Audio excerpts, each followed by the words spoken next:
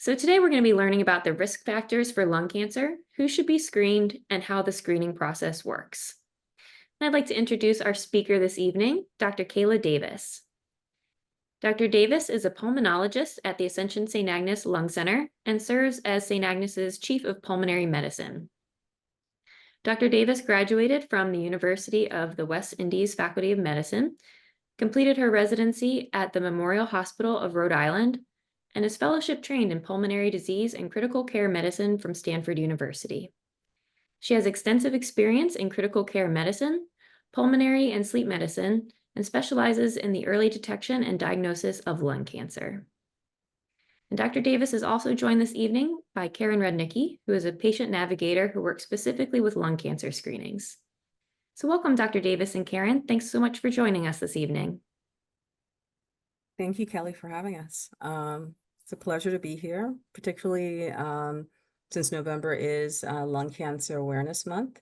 So I think it's really appropriate that we kick it off with a conversation about lung cancer screening and ways that we can reduce lung cancer rates. So I'll jump straight in and get started. So lung cancer is the leading cause of cancer deaths worldwide. So while smoking is the most common cause of lung cancer, about 20% of cases occur now in people who have never smoked. For the year 2024, this year, there's estimated to be 234,580 people diagnosed with lung cancer this year. Lung cancer is the leading cause of cancer deaths among both men and women, as well as the majority of ethnic groups. And as you look at the lower half of the slide, lung cancer deaths are estimated to reach 125,000 for this year alone. And that's compared to colorectal cancer, which is estimated at 53,000, pancreatic at close to 52,000, and breast cancer at 43,000. So it really shows the magnitude of lung cancer and the mortality associated with it. So risk factors for lung cancer. Smoking tobacco is a key risk factor that we're all aware of, as well as exposure to secondhand smoke. Radon exposure, which is a radioactive gas that comes from the soil. Particularly, this becomes more problematic in basements or underground dwellings.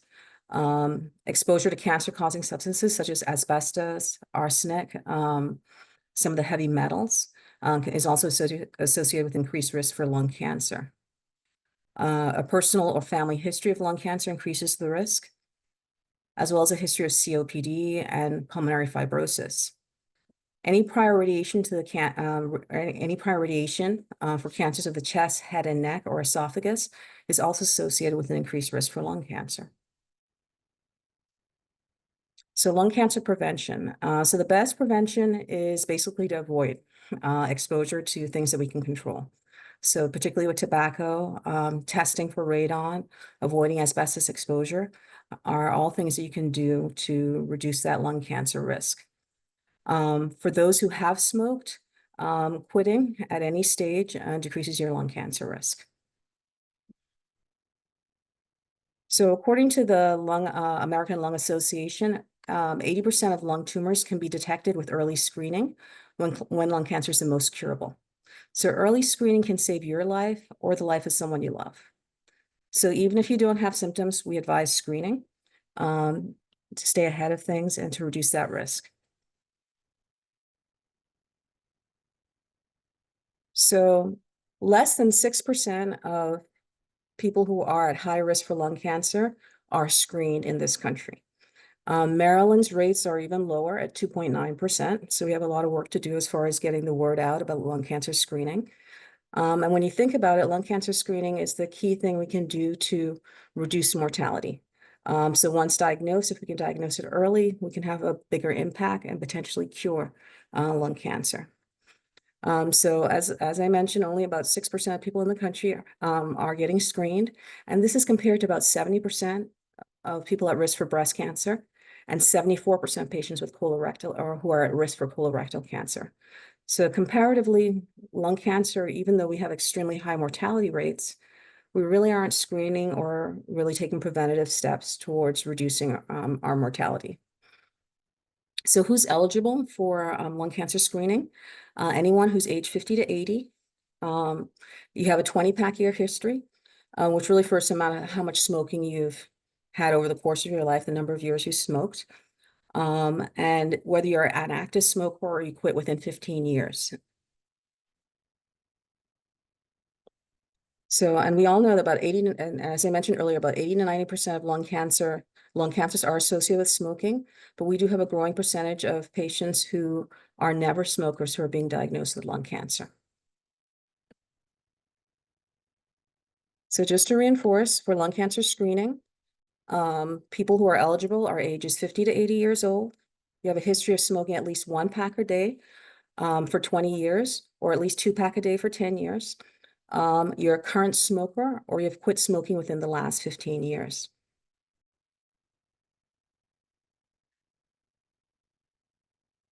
So for patients who have other risk factors such as family history, COPD, pulmonary fibrosis, occupational exposures, your doctor may also be talking to you about lung cancer screening due to your increased risk. So lung cancer is asymptomatic in its early stage, which is really important for lung cancer screening because we want to catch it at a stage where it can be cured or we can have the most impact.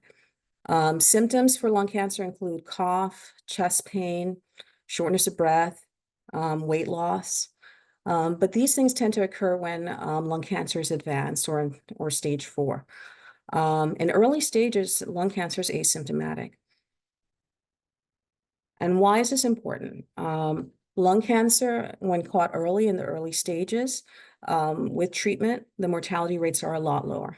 So for stage 1 lung cancer, for non-small cell lung cancers, the estimated 5-year mortality is closer to 92%. Whereas with stage 4 lung cancer, we're looking at survival rates that are much lower at 5%. We have had some improvement in recent years where you're seeing estimates closer to 12 and 16%, but it is still very, very low at 5 years. So lung cancer screening really allows us to identify lung cancer at an early stage where cure is possible and improve mortality. This graph is really just looking at survival curves based on the stage of lung cancer. So whether it's non-small cell lung cancer or small cell lung cancer, the earlier the stage of the lung cancer, the smaller the lung cancer is, the better the odds of treatment being curative and being effective in controlling the lung cancer.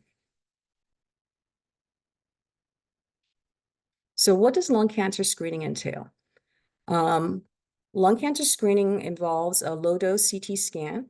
A CT scan is a non-invasive test that allows us to image the lungs with a series of X-rays. The entire process should last less than half an hour from start to finish. These pictures give you an idea of what the CAT scan looks like. So it's it's not a closed-in tube, so claustrophobia should not be an issue.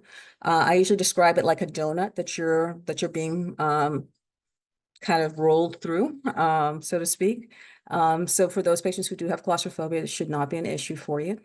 But again, with the CT scan, once you're in the CT scanner, they'll ask you to hold your breath for a few seconds, and then that's the key portion of the exam. So what happens if there's something abnormal on the CAT scan? So the purpose of using the low-dose CT scan is to detect the presence of any lung nodules or other abnormalities. So while the majority of lung nodules are benign, they can be indicators of lung disease or in some cases cancer. So if a lung nodule is found, your physician will talk to you and discuss the results of it with you. And depending on the size, location, and of the nodule on the scan, they'll talk to you about what the next steps are for follow-up. And this can vary. It may involve biopsies, it may involve an additional scan or a more specialized scan to gain more information, So this picture just gives you an idea of the different things we can see on a CAT scan. So this CAT scan here up in A just gives us a look at the lungs. So this is the right lung and the left lung. And this is a small nodule or stage 1 or early nodule that's seen here. And again, here in stage B, in picture B. And this is another image from the same lung where you see the nodule here. So it just gives you an idea of what we're seeing on the CAT scan and how we can identify abnormalities. So the best prevention for lung cancer is to avoid exposure to tobacco smoke or any workplace substances such as asbestos or radon gas.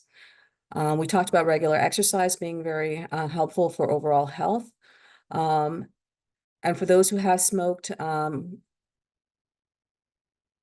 your risk is tied to the amount of cigarettes that you have smoked. So the more you smoked, then you're at a higher risk. But quitting at any stage does lower your lung cancer risk. So even if you are diagnosed, still encourage you to quit smoking. It's the best thing you can do for your health when it comes to, as far as your lungs are concerned.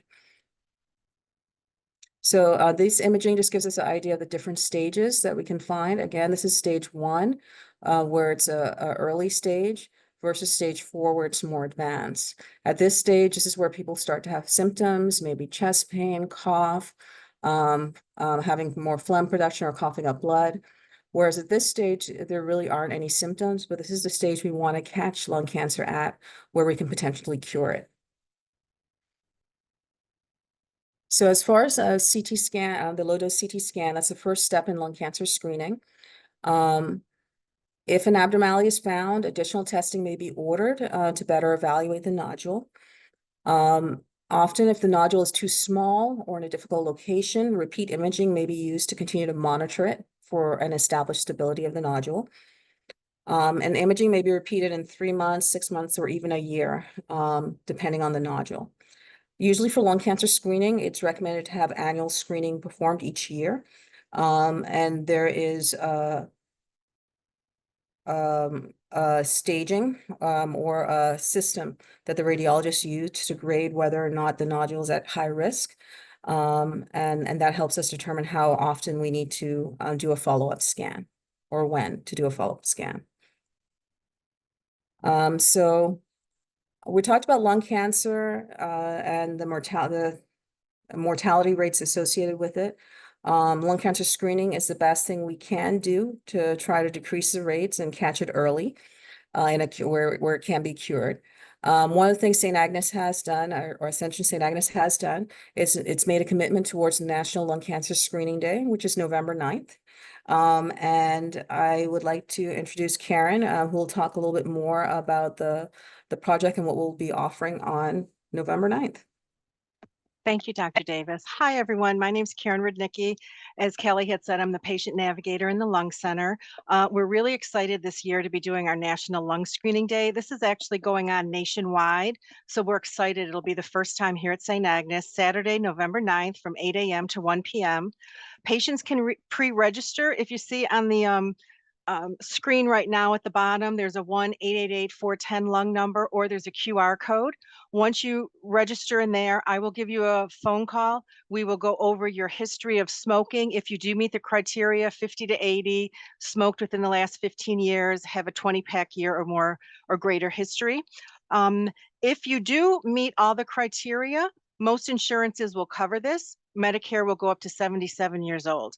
If not, we do offer the lung screening for a $60 one-time fee. So that's it, just one time. If this is challenging for you, we have some other options as well. So we can talk about that if you do register. Also, on the day of the screening, Healthcare Access Maryland will be available. So if you don't have health insurance right now, the wonderful staff from this organization will be there to sign people up for health insurance. So if you feel that you don't have health insurance, what if something shows up on the screening? You know, what should you do? They will be there to help you out with the next steps for that. So if you have any questions, please call the number down there, register ahead of time. I will call you over the phone. And if you have any other questions, you can also call that number. Okay. Thank you, Karen.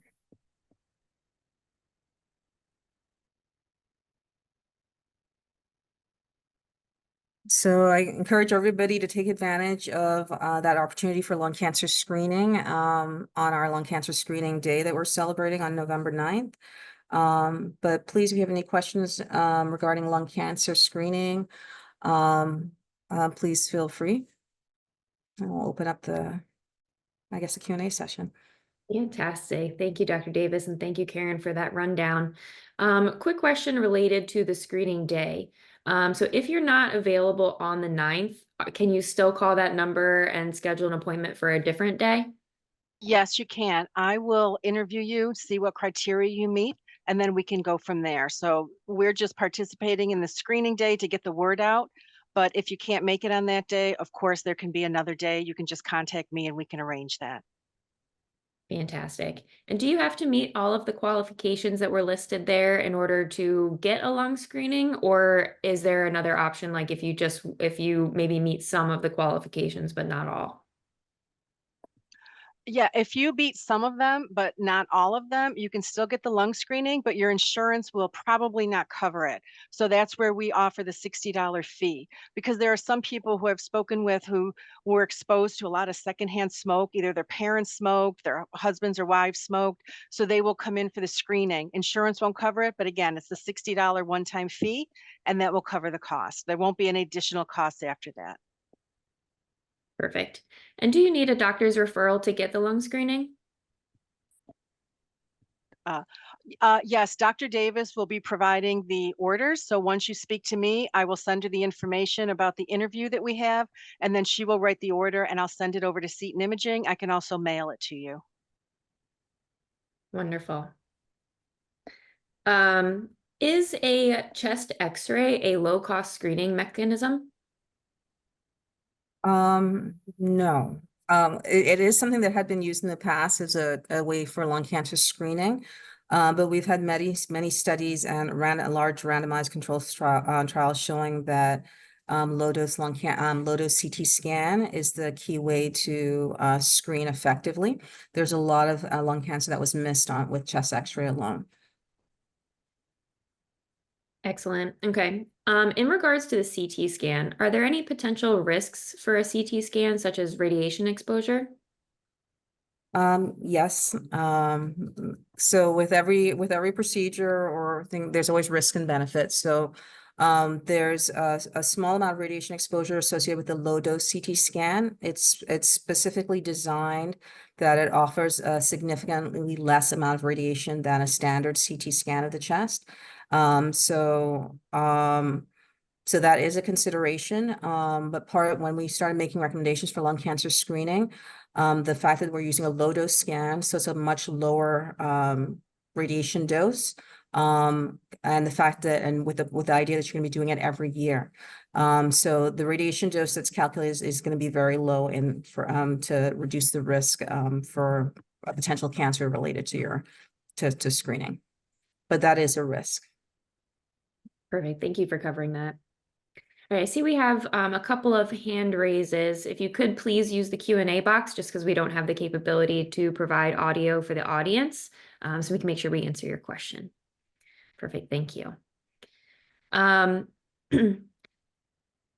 So if a person under the eligibility criteria, one of the criteria is being at least 50 years old. If a person is 48 and has smoked for 32 years and recently stopped smoking, do they need to wait till they're 50, or is that something that would be recommended to be screened earlier? I think this is where things can get a little gray. So the recommendations, the lung cancer screening recommendations and guidelines are 50 to 80 years. And what Karen had mentioned before is with Medicare, it's 50 to 77 years that they'll be covered.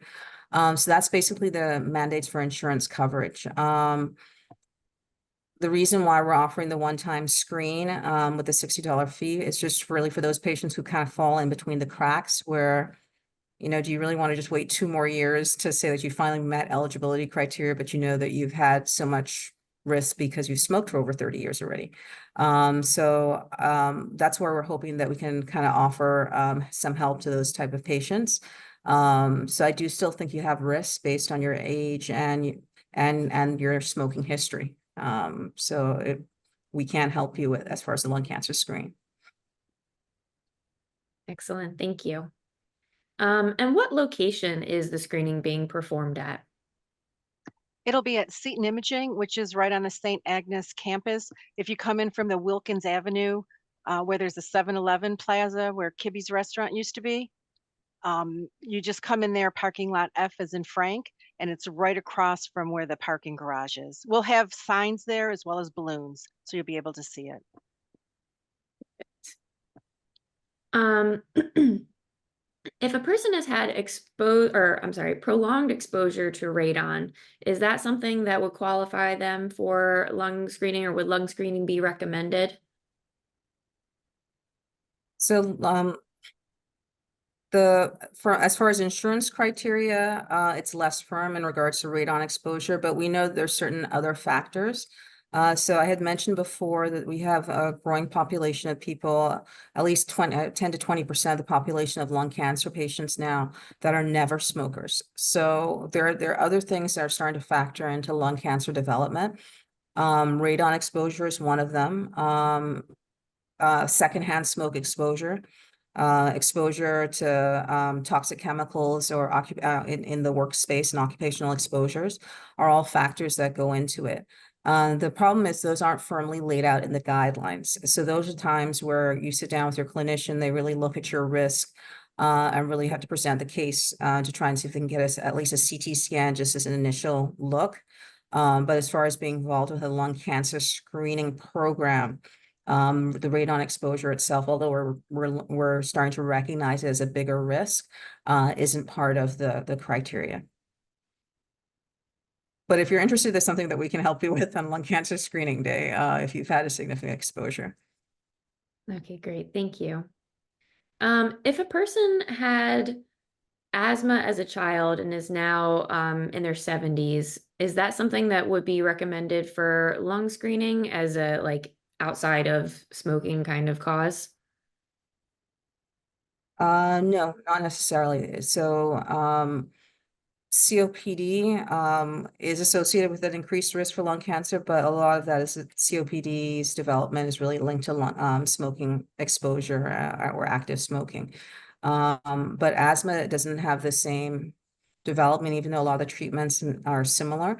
So just having long-standing asthma wouldn't increase your risk for lung cancer enough that we would start to screen with a program. Okay, great. And related to COPD, does a lung cancer screening pick up anything besides cancer, such as like a COPD?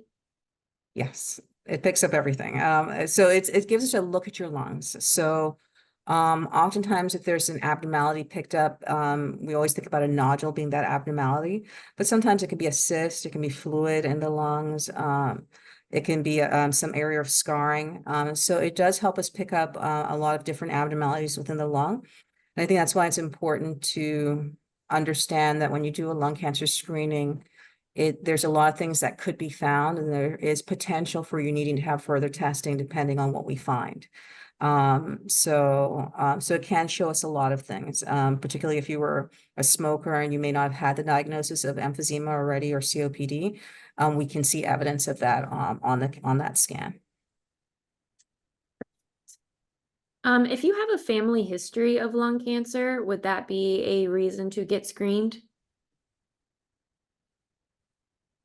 It does increase your risk for having lung cancer. Again, it falls into the category of different things that we know can increase your risk. But it wasn't really included as one of the risk factors that were used in lung cancer screening guidelines. So again, these are some of the other important contributing causes to lung cancer that you can discuss with your physician, and that sometimes those are scans that we order outside of this kind of screening program. Since the screening program just has some kind of set guidelines regarding your age and how much your smoking history and how recently you quit.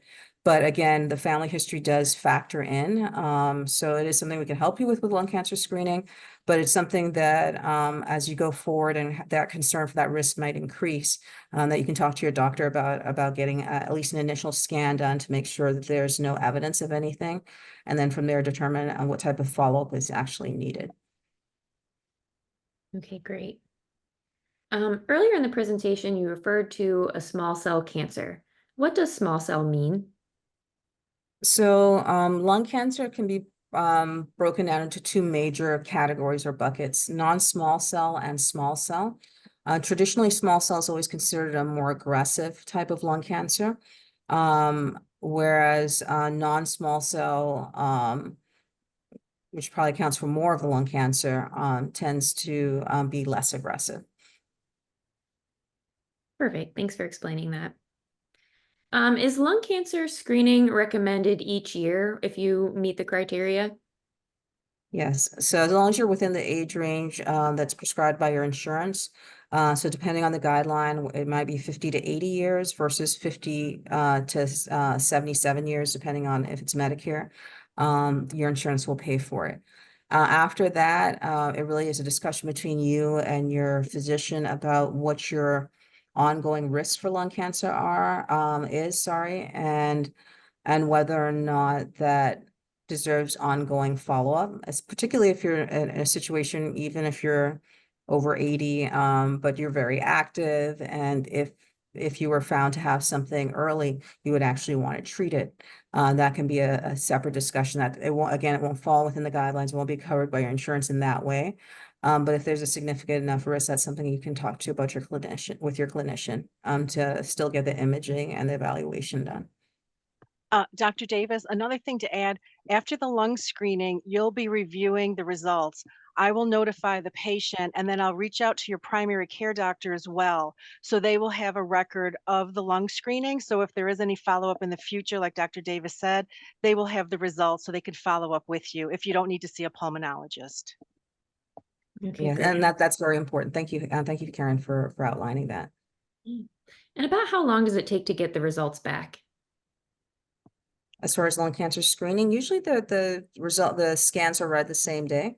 So with our lung cancer screening program, we'll probably have, because it's going to be done on a Saturday, we'll probably have results out and contacting people by Monday, I would assume. Yeah, probably Karen? depending how many we get, Monday, Tuesday, like as soon as you read them, I will contact patients over the phone. Okay, all right. So usually within 24 to 48 hours. So if you come in on Saturday, we'll get back in touch with you. If you end up coming in on a different day, still contact the 1-800 lung line that we have up here. So we can get 1-888-410 lung. So that Karen can get you some more information about alternative ways to still get the lung cancer screening done. Fantastic. And will the patient be able to get a copy of the CT screening report as well? Yes, I can mail that to everyone that comes in. I will mail it to them, mail it to the primary, or if they're already an Ascension provider, their primary, it'll be through our hospital computer system. So I'll send a note to your primary that you had it done. Perfect. And if you're over the age range criteria for there, like if you're over 80 and Medicare doesn't cover it at this point, what would your options be? Just as I had said, you can do it for a $60 fee, and it's just a one-time fee, and have the scan done. Perfect. Would lifelong allergies that cause congestion and morning cough contribute to lung cancer risk? No, it's not associated with an increase in lung cancer risk. Patients with COPD may sometimes have that similar symptoms of congestion in the mornings and coughing up a lot of phlegm in the mornings, but it really it really matters what's caused the problem to start with. So with allergies, we're not seeing that type of association with lung cancer development, fortunately, being in Maryland. Perfect, thank you. This person recently had a scan and was told that they had a nodule that will be monitored and they should return for another scan in 6 months. You mentioned in your presentation that many nodules found are benign. So if there is no change in the size of the nodule, would it be monitored yearly after that? So it's a complex question, but typically they will continue monitoring for that. So we'll do a follow-up at 6 months to see if anything changes. If it's stable, it's a good thing. I mean, I just think it's more less likely to be a cancer. But sometimes longer follow-up is needed because there are some nodules that are slower growing. So we will continue to follow them over a longer period of time. But for lung cancer screening in general, if you have negative findings, so there's nothing on your scan that's suspicious, or if you had a nodule at one point, but it's been stable for a while, they still recommend screening throughout that time frame. So if you quit smoking for the 15 years, after smoking would be your high risk time, we'd want you to screen throughout that high risk period. So in regards to that question that person asked, if her nodule is stable at 6 months, that's great news. But yes, they will continue screening as long as she continues to meet criteria for screening thereafter. Perfect. Looks like we are almost to the end of our questions for this evening, but some really good ones. If a person has been a smoker for over 30 years, is there any benefit to quitting at this point, or is it kind of the damage has already been done? There's definite benefit to it. So at any stage when you stop smoking, from that last cigarette moving forward, it starts to impact your cancer risk. We don't see a significant impact until you're 15 years out, is where most of the data shows. But even in the more immediate phases of quitting smoking, there's some benefits as far as how your breathing is feeling, level of chest congestion. So there are a lot of benefits to quitting, but it does help your lung cancer risk by quitting, even if you already have 30-pack years under your belt. Wonderful. And how significant of a factor is secondhand smoke? I think a bigger and bigger factor. I think secondhand smoke exposure and air pollution are some of the things that I feel are driving that increase in the increased diagnosis of lung cancer in non-smokers and lifelong non-smokers, because that's become pretty significant at 10 to 20% of the lung cancer population now, and those tend to be younger people. We're seeing a more predominance of women, but the factors that go into that, we're still trying to understand, but family history, air pollution, secondhand smoke exposure are all things that keep coming up as being a factor. So I do think it's significant. We just don't have a better handle on it the way we do with direct smoking. Perfect. Thanks for clarifying. Would having pneumonia multiple times throughout your life be a risk factor for any lung issues? It can be a risk factor for different lung issues, not specifically lung cancer. But whether it's an infection or inflammatory causes for the pneumonia, it may factor into a more systemic process that's happening in the body. So it is of concern, but it doesn't necessarily increase risk for lung cancer. Okay, great. This individual had a scan about 6 weeks ago and was told to return in 6 weeks. There were 6 nodules found. Is this screening offered with a contrast to help further diagnose? Typically, no. So yes, it can be done with contrast, but usually when we're following up on nodules, we usually do it without contrast. The reason we would administer contrast with a CAT scan is usually when we want to look at the vessels, and light up the vasculature a little bit better so we can see that area. But with lung nodules, we're really looking at the lung itself, and you don't really need the contrast for that. So that's an unnecessary risk. But often, so I think that the fact that they're doing that close a follow-up is definitely worth while making sure that they get that follow-up within that 6 weeks. But I don't think that there's going to be an additional benefit to adding contrast to the study. Perfect. Thank you for that. And that looks like all the questions we have for this evening. That was a lot of great questions from the audience. We appreciate your participation. So Dr. Davis, Karen, do you have any closing words as we wrap up tonight? Dr. Davis, maybe you could just elaborate too on sometimes people ask about vaping, if that has any impact, needing lung screening or lung cancer. So vaping, I guess, has come into vogue in the last decade or two, and becoming a lot more popular. It is associated with damage and acute lung injury. Don't have a lot of studies showing it's linked to lung cancer, and a lot of people were using that as their way to quit when it was initially introduced. But it is potentially harmful to the lung. So I would definitely dissuade anyone from vaping. It is not a healthier version of smoking. It actually has a lot more chemicals that we don't understand very well, and could potentially cause more injury to the lung. Along those same lines, is there less risk for cannabis or marijuana versus tobacco?